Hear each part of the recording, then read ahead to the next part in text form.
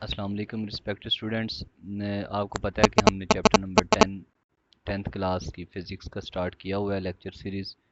Last lecture میں ہم نے پڑھا تھا کہ ایویپوریشن کیا ہوتی ہے اور اس کے فیکٹرز کون سے ہوتے ہیں جو ریٹ آف ایویپوریشن کو انکریز کرواتے ہیں یا ڈیکریز کرواتے ہیں. تو اس میں نے جسٹ اس دن آپ کو لاسٹ لیکچر میں نے اس کے نام لکھے ہوئے تھے، 6 فیکٹرز تھے.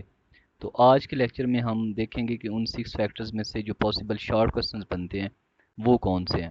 تو آپ اسی لانگ کوسچن میں وہ شارٹ کوسچنز ایڈ کر سکتے ہیں. میں ان کی سلائڈز آپ کے ساتھ شیئر کر دیتا ہوں.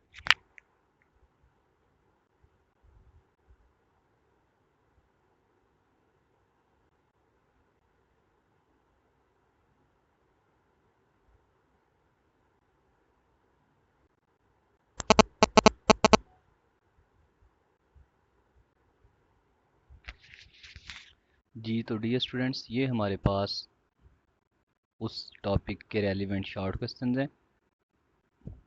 The factors that affect the rate of evaporation, یہ اس ٹاپک میں سے ہیں. سب سے پہلا شارٹ کوسچن ہمارے پاس ہے کولنگ کازڈ بائی ایویپوریشن. یہ ٹاپک کا نیم بھی یہی ہے.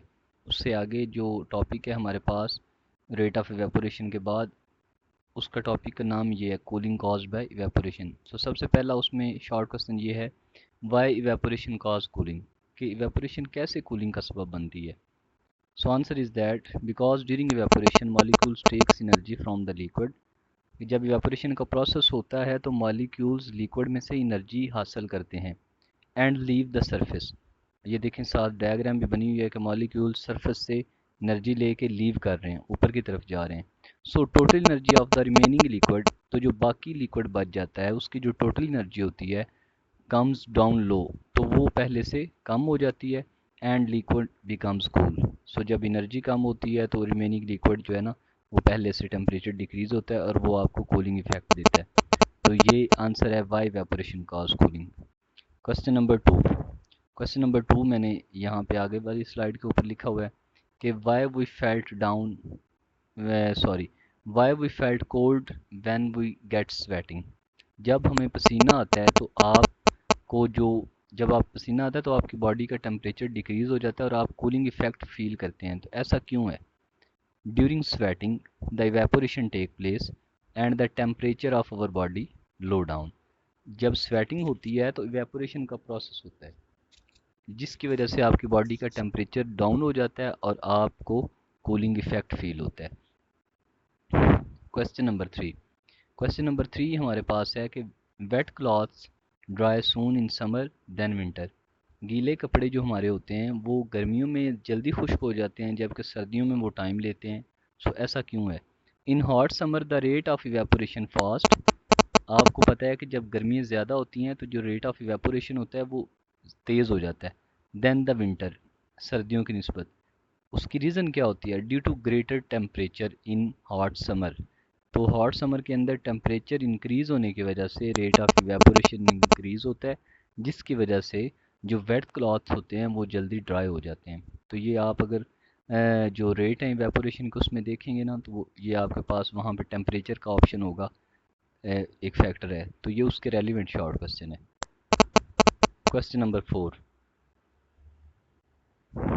یہ کوسچن نمبر 4 جو ہے نا یہ آپ کا برین ٹیزر ہے جس کو آپ کانسیپچل کوسچن سمجھ سکتے ہیں. وہ جو بک کے اندر انہوں نے برین ٹیزر کے نام سے لکھا ہوتا ہے کہ why does not boiling water feel cold. وہ کہتے ہیں کہ اگر ایویپوریشن کا جو پانی ہے یہ کولنگ ایفیکٹ پروڈیوس کرتا ہے تو بوائلنگ واٹر جو ہوتا ہے یہ کولنگ ایفیکٹ پروڈیوس کیوں نہیں کرتا؟ اس کی ریزن یہ ہے for boiling we required a constant temperature. Boiling کے لیے آپ کو اسپیسیفک ٹیمپریچر چاہیے ہوتا ہے. میں نے لاسٹ لیکچر میں بھی آپ کو بتایا کہ بوائلنگ کے لیے ہمیں ایک اسپیسیفک ٹیمپریچر چاہیے ہوتا ہے. لیٹس سپوز جیسے واٹر ہے اس کا جو بوائلنگ پوائنٹ ہے وہ 100 ڈگری سیلسیس ہے. تو جب تک ہم 100 ڈگری سیلسیس ٹیمپریچر اٹین نہیں کر سکیں تب تک ہم اپنے واٹر کو بوائل نہیں کر سکیں گے. بوائلنگ کے لیے کانسٹنٹ ٹیمپریچر چاہیے ہوتا ہے تھرو آؤٹ دا پروسیس، پورے پروسیس کے دوران. Therefore temperature during boiling increased all the time. Boiling کے دوران لیکوڈ کا ٹیمپریچر انکریز ہوتا رہتا ہے. تو کیسے پاسبل ہے کہ اگر ٹیمپریچر انکریز ہو اور آپ کولنگ ایفیکٹ فیل کریں؟ It's impossible. اس وجہ سے ہم بوائلنگ واٹر جب ہو رہا ہوتا ہے تو ہم کولنگ فیل نہیں کر سکتے، جبکہ ایویپوریشن ایک نیچرل پروسیس ہے، اس کے اندر آپ ایکسٹرنل ٹیمپریچر اپلائی نہیں کرتے، وہ ہر ٹیمپریچر پہ ہو جاتی ہے۔ یہ وجہ ہے کہ وہاں پہ آپ کو کولنگ ایفیکٹ فیل ہوتا ہے، جبکہ بوائلنگ کے اندر آپ کو کولنگ ایفیکٹ فیل نہیں ہوتا۔ تو ڈیئر اسٹوڈنٹس، یہ تھا ہمارا آج کا نیکسٹ ٹاپک، اس میں جو پاسبل شارٹ کوسچنس تھے میں نے آپ کو بتا دیے ہیں۔ آئی ہوپ سو آپ کو سمجھ آ گئی ہوگی، آپ اس کا اسکرین شاٹ لے لیں، ان کویسچنس کو اپنے پاس نوٹ ڈاؤن کر لیں اور ان کو اچھے سے پریپیئر کریں۔ جس چیز کی سمجھ نہ آئے دوبارہ لیکچر سن لیں، اور آپ چینل کو سبسکرائب بھی کریں تاکہ جو بھی نئی آنے والی ویڈیو ہے وہ آپ کو نوٹیفیکیشنز میں مل جائے۔ نیکسٹ لیکچر کے لیے اپنا خیال رکھیے گا۔